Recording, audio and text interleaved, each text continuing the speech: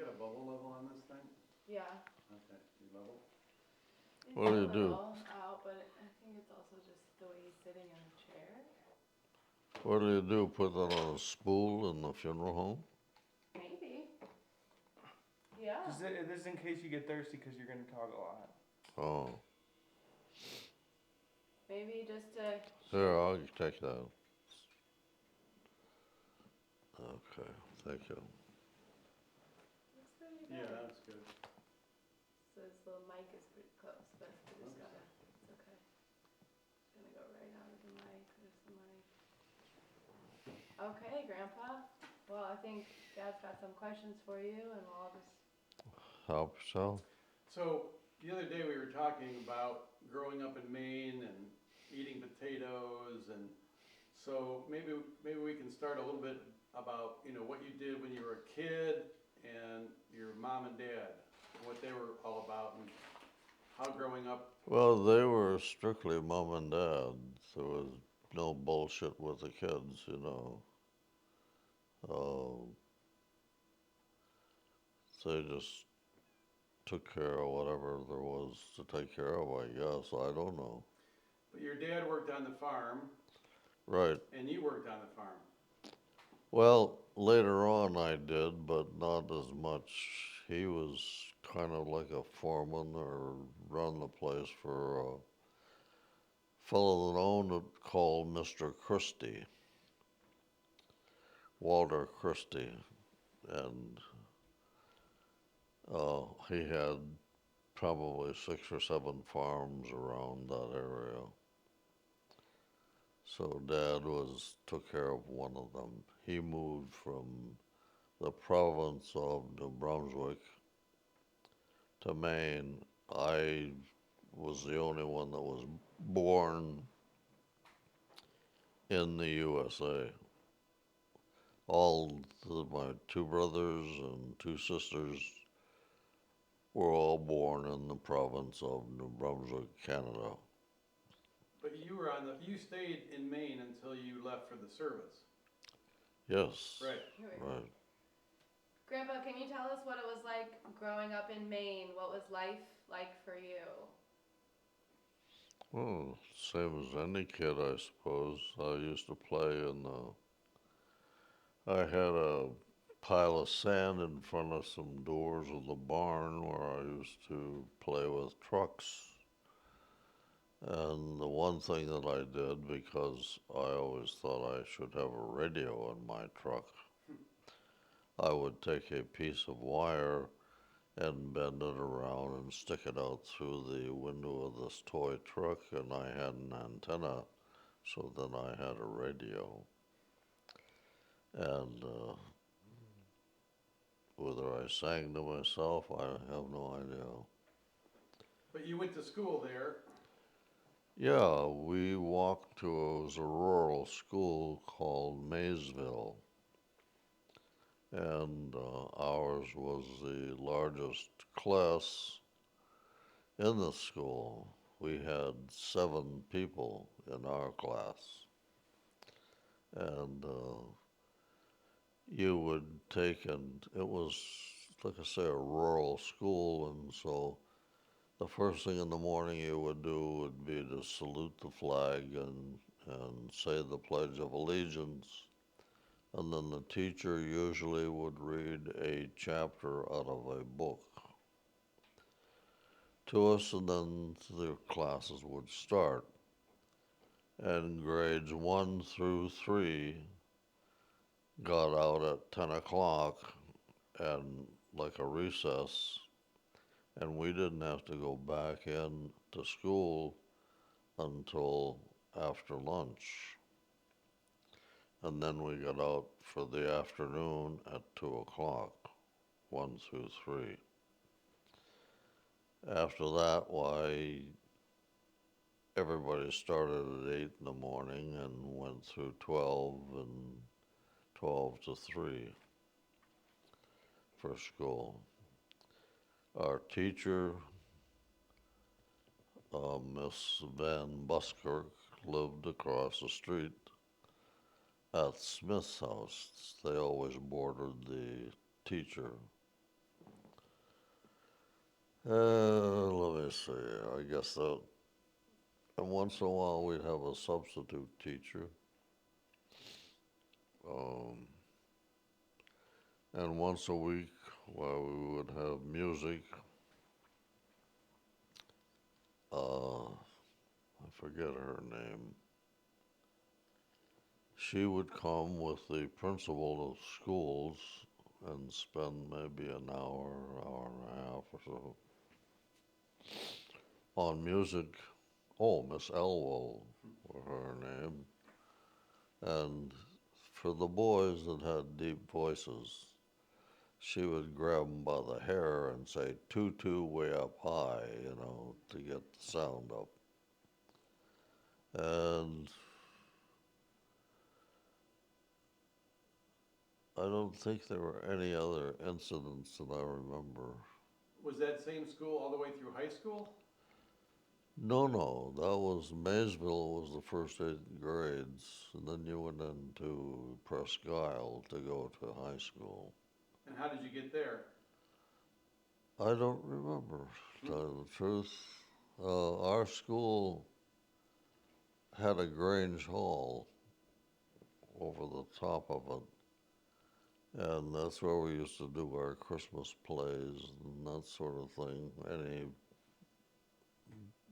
going on was done in the Grange Hall, and it caught fire and burned down. And behind this school was a barn where, like my brothers, they used to take a horse to school, and you could tie the horse up in there until you got ready to go home. So during this time you were in school, were you working at all, or working on the farm, or just No, playing no, no, sports? hell Or no, I was just a kid, I did kid stuff. I didn't do anything. was no sports, no organized? No, we had sports. I didn't have any sports until I got to Easton. And then sometime in the 40s, I can't tell you exactly when, Mr. Christie's son was an attorney, Philip. And if he had remained an attorney, they would have drafted him and put him in the service. So, being a crafty fellow, he decided he'd come home and manage the farms, which was an essential thing. So he did. He'd come from the Boston area up into where we lived. And my dad could not drive a tractor. He wouldn't. He was a horseman. We did all the work on the farm with horses. There was 4 or 5 teams of horses. So we would have people would come to drive these horses in the summertime. I guess you would call them teamsters. And they would cultivate the potatoes and hoe them up and hill them up. Potatoes keep growing in the ground. So you have to take and cultivate each side to loosen the dirt. And then you have what they call a hoe that takes and scoops that dirt up around them and keeps them from getting sunburned. Sunburned potato is very bitter. So you did that, and then you sprayed the leaves to keep the bugs and stuff off them from eating them up during the summer. So were your parents alive, both alive, all the way through high school, or? Sure. Yeah, and then your father passed away at some point, right? Yeah, he died after I was in the service when or I was living in Michigan when he died. And did you return then? Did you go back for his funeral, or? I did. Yeah. To go back to Dad's funeral. Yeah, I think he had a cerebral hemorrhage, is what happened, as far as I know. And then your mom was alive for a long time after that, right? Or Well, she had mother,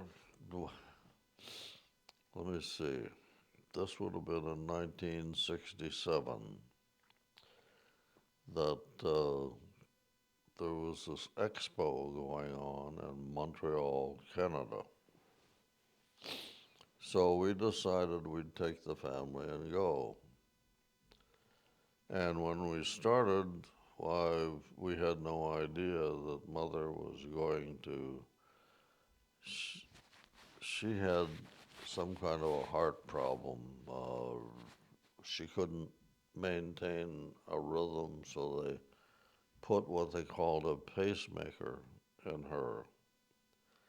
And she was sure that she was going to die. So she wrote this long letter for everybody to read, you know. But she went through the operation just fine.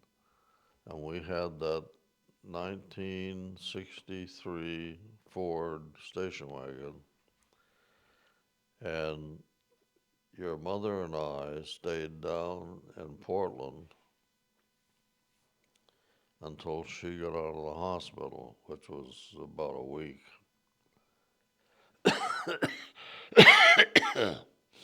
And then we took her, put her in the back, laid everything down, and put a mat in there, kind of a bed like. And that woman never got off her elbow. She kept her elbow on the front seat, the back of the front seat, and never stopped talking the whole damn trip going up.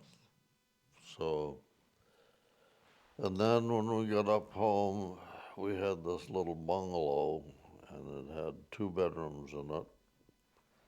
And then I used to sleep out on the porch in the summertime. It had small porch and it had awnings on it you could lower down for night. So she was bound determined she was going to sleep out there and I would sleep in the house. Had a hell of a time with talking her out of that. But in any event, we went on up to Expo 67 and stayed. We thought we might have problems finding rooms up there in Montreal, but first place we stopped, well, we got a motel and we checked in and stayed there, and then you had to leave Montreal and go under the river with a subway of some kind to where the expo was being held. And that's where we first saw the laser. They had a demonstration, a long thing, and some kind of a wave went through this laser thing. And beyond that, I don't think there was anything remarkable that I remember. Oh, the only thing that we saw while we were up there, they had this funeral. And so behind the coach with the body in it, these guys in long-tailed mourning coats, like mourners, were marching behind this hearse, I guess you'd call it. And I thought it was quite a sight, frankly. These guys in the mourning striped trousers and tails on their coats. Pretty impressive. tell us about your motorcycle. When you first got that motorcycle and that whole story about. Well, the motorcycle thing. I decided I should have a motorcycle. So, excuse me. It's a good thing you got this, Sam.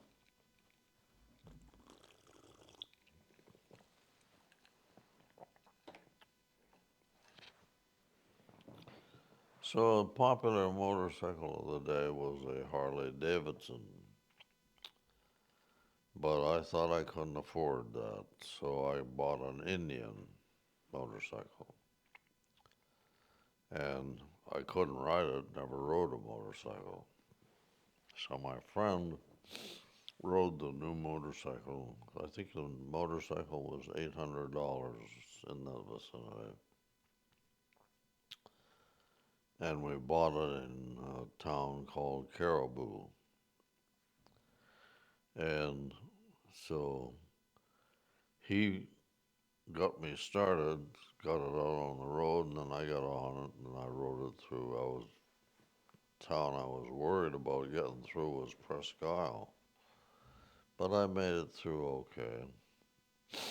And went down the driveway of the house, which was just a gravel driveway. And I turned the damn thing, and it bumped right into the house. So I had my first accident. It bent the fender. So then I think that was a Thursday or a Friday. In any event, I took this motorcycle and I went to a town called Fort Fairfield, which is a small little town, on the weekend, and I'm proud as punch of that motorcycle. So I'm looking at the people on the sidewalk that are looking at me, and I bumped into the back of a car. Got another ding. And I guess that was about the end of it for the motorcycle. I didn't have any more problems with it. That had a white aluminum transfer case with a chain and some oil and that sort of thing right in. And that broke over the next spring. And so I got that fixed, but then I traded it in and got a Harley. And on this Harley, why, I even had a radio. And we used to go to dances. On Thursday, it was a place called Ginn's Pavilion. And on Saturday, it was a place called Pine Tree. And they just had a band, and I think it was 75 cents to get in. And the girls would all line up on a bench on one side of this dance hall. And so if you wanted to dance, you just walked over and asked them if they wanted to dance. And of course, the worst thing that could happen to a young man is they would say, "Get out of here. You know, I don't want to dance with you." So that was consistent of the Thursday. And the first time I took the motorcycle to the dance hall, I had beer in the saddlebags, bottles. They all broke. Well, it's just, the damn vibration on a motorcycle. So I was the first and last time I did that. So did you get rid of the motorcycle when you went into the service then, or? No, the problem I had with the motorcycle is I had to go home. Dad and Mother were away someplace. And I was in town with the motorcycle. And I had to go home and milk the damn cow. So I did that, then I went back to town. And I was coming back home, and we went long curve. And it was a slow old truck chugging along, so I pulled out and went by it, started by it, And this truck turned left into a driveway. No place for me to go except under. So that's where I went. And my pal, my passenger, he went flying over the roof of this truck and over a gate and landed in a mud puddle, but he didn't get hurt at all. So they took me to the hospital in a police car, and I rode that particular motorcycle one time after that just to make sure the frame wasn't bent, and that was it. I never had it again. I think I only had about 12,000 miles on it, not very many. So you sold it? Uh, I really don't remember, Yeah. but I think probably I did sell it. And how long after that did you go into the service? Oh, I couldn't tell you. I went in the service in 1950, but I can't tell you how long it was after that. And what year did you graduate from high school? I never graduated, but I should have graduated. I think it was 47 or 48. Okay. See, I was born in 31, so I think it was 47, class of. And so then I went in the service and I got my GED in the service. While I was in the service, I took the test in there. So I was plowing, driving a tractor and dragging a plow in a field, and it was snowing to beat the band. And I thought, geez, what am I doing? So that's when I went and signed up for the Air Force, and for 4 years. And then they put you on a train and took you to San Antonio, Texas. Long, long trip on a train, I can tell you that. And they almost threw me off. Texas is a dry state. They don't sell any booze or anything. If you want to drink in Texas, at that time you had to take your bottle and take it into the bar, and they'd sell you what they called setups. So we were on this Pullman on this train from, I think it was Little Rock, Arkansas, into San Antonio, Texas. And I had this bag and I was beating it on the side of the car inside. And I thought they were going to throw me off. I was breaking up some ice for a drink. So, at any rate, we finally got down there. And the guy that we were in a barracks with 2 bunks high, and the guy above me was named Julian Labedo. He'd been in the Army for 16 years. They're putting this poor bastard through basic training again, which is boring as hell. There's nothing going on.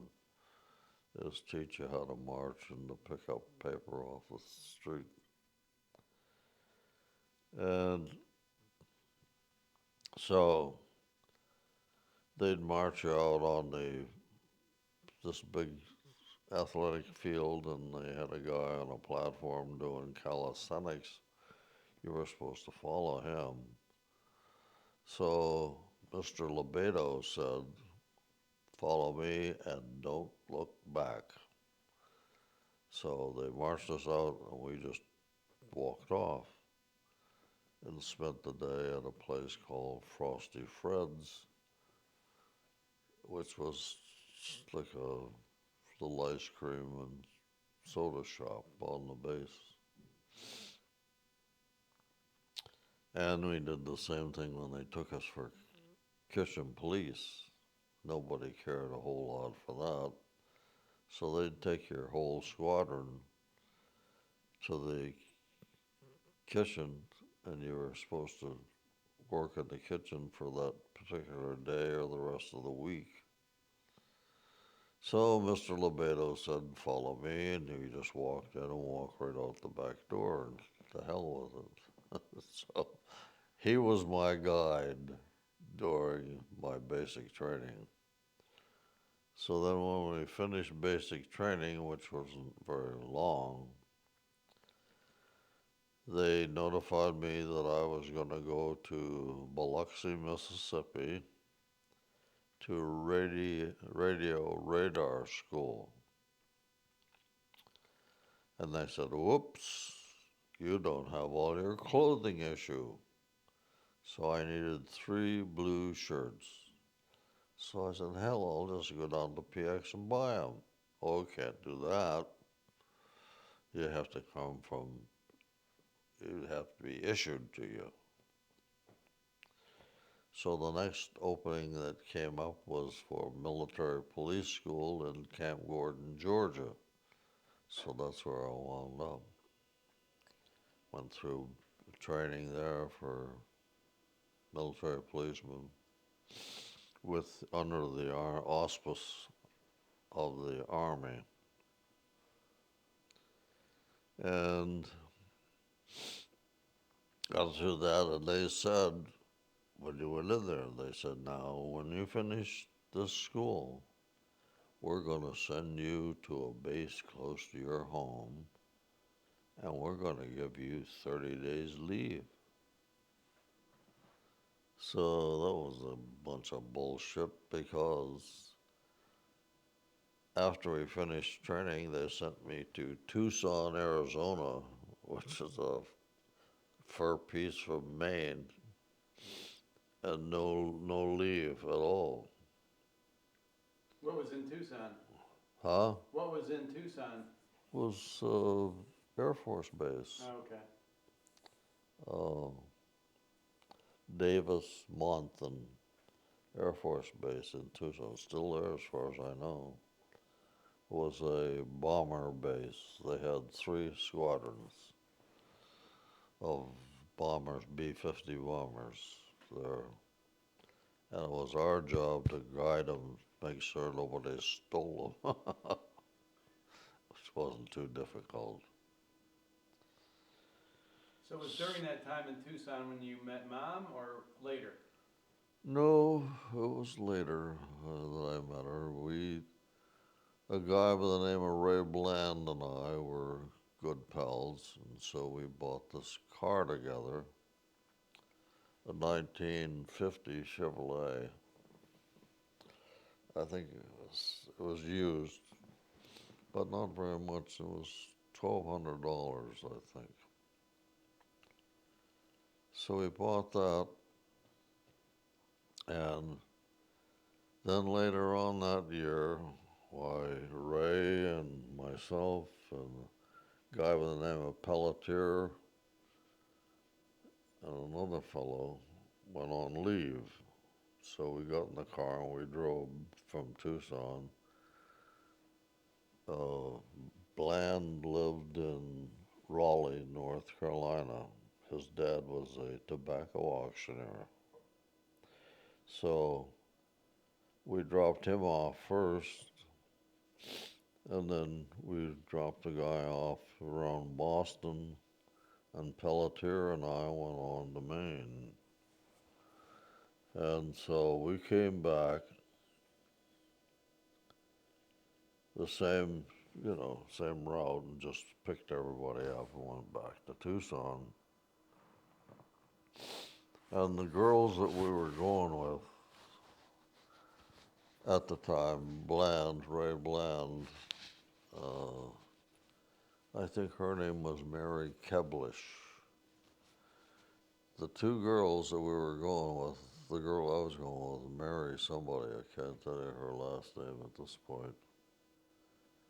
And they had gone back east at the same time we went on leave. So your mother had gone to Tucson. She and her husband decided that there was too many relatives around in Michigan and they really couldn't get back together. So they decided they would go to Tucson to see if they couldn't put their marriage back together. And he worked for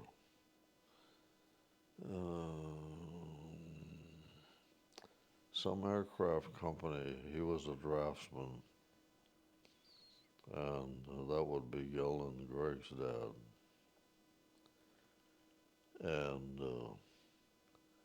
so when we went back there, Ray wanted to pick up his girlfriend, so we got in the car and we went down to where this apartment was, and Mary Keblish was living with Sue. Sue had the two kids, and she worked in an insurance office, but she was struggling with money. So she decided she would advertise for a roommate, and this Mary Keblish answered the ad and took the other bedroom in the apartment. So that's how I met your mother. I went to the apartment with Ray, and he picked up Mary. And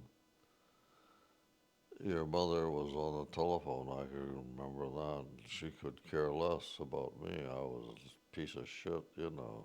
Didn't matter.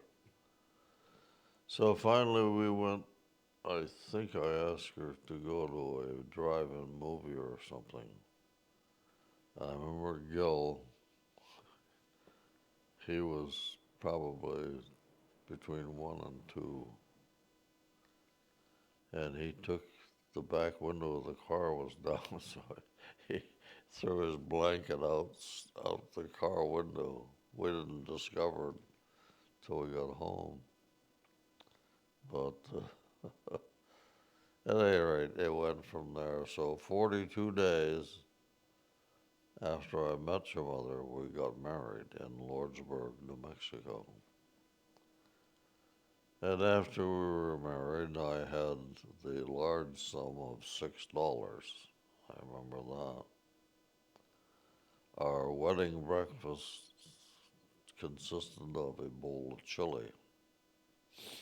I also remember that. So we come back and lived in the apartment for a while. She worked days and I worked shift work, so sometimes I'd be working 6 to 10 or 6 to 12 or maybe 12 to 7, you know. And that's where I got my first introduction to Mr. Gill. He, being a tiny fellow, had to go to the bathroom, so he did a number 2, and then he took his finger and started painting on the wall with it. So, so that was my first stab at parenthood, so to speak. Did you go overseas, or had you already been overseas and it had come back? No, we had just gotten married, and we went to a drive-in movie, which you could take a whole carload in for $1. So we went to this drive-in movie, and during the movie they announced that all personnel from this particular squadron report to the air base in the morning with all your gear. So I reported to the air base in the morning with all my gear, and we got on a Navy plane and went to Guam in the Pacific. and we were there for 90 or 120 days. It was a temporary duty thing. And then we come back to Tucson again. That was our home base. So Tucson was always the home base. We'd always come back to there. But then you had to go overseas again. Went back to Guam one more time, went to England, went to North Africa. Yeah, absolutely. And how long after you were married did you finally get out of the service? It was almost 4 years. Oh, it was 4 years, yeah. Yeah, I signed up for 4 years. Your mother had, during the first time I left, she went back to Jackson to live with Grandma and Jack while I was gone. And so prior to my coming back, she come back and was working in this insurance office with a woman called Beryl Barney. And so she rented a house. It was insurance and real estate. So we rented a house, a 3-bedroom house, furnished for $75 a month. And that's where we lived until we left the service. And Gil at that time, he had a little wagon, a red wagon or whatever, and he was standing up in it, and the boy next door pulled it, and Gil fell out and hit his head on the sidewalk. Geez, he got this big lump on the back of his head. I cut holes in 2 sponges to put around his head so he could lay down, but I'm sure he must have had a concussion, but he never bothered, never seemed to bother him. And so, yeah, we got out of there and then we just drove home. Back to Jackson. Well, yeah, back to Jackson. We drove through. We left at night because it's easier to drive with the kids at night. They go to sleep, you know. And so we made I took some plywood and made a little bench in the back for a bed for Greg and Gil. And yeah, we drove. The first stop, I think, was someplace around Dallas in Texas. Was this that same car that you bought? No, the car that I bought when I got married, we certainly couldn't afford to keep her car and his too. So I just gave my share to Ray and turned it over to him. And they had a 19, either a 49 or so Buick that he had bought, and she wound up with that. So that's what we were driving. And the only thing that I really remember about that trip was we had a cooler and stopped and wanted to get some water. And this guy at the gas station, he wanted $5 to fill up this thing with water. So I said, stick it up your butt. And so we got home to Jackson, and I probably stayed there, I don't know, a day or two, however long. My former employee in Maine had written a letter to the military to get me out to help him with his fall harvest, potato harvest. So that's what I was going to do. And let me see. Oh, while we were at Jack and Grandma's, Greg and Gil discovered your mother's old doll. It was a life-size doll in the basement where Grandma had put it. So they got to playing with it, and they took it in the car with them when they left. So when we got to Maine, we pulled in the dooryard, and everybody was glad to see us, and so on and so forth. And so I took this doll and had a little blanket and was wrapped up. And I said, "Here, Mother," and put it in her arms. I knew damn well they thought that I had to marry your mother because she probably had gotten pregnant. So I could just read their minds. So my mother took this doll and she held it for a little bit and then she pulled the blanket back. She threw it on the ground and she said, "God damn you, Charles." You know? So that was our welcome to Maine.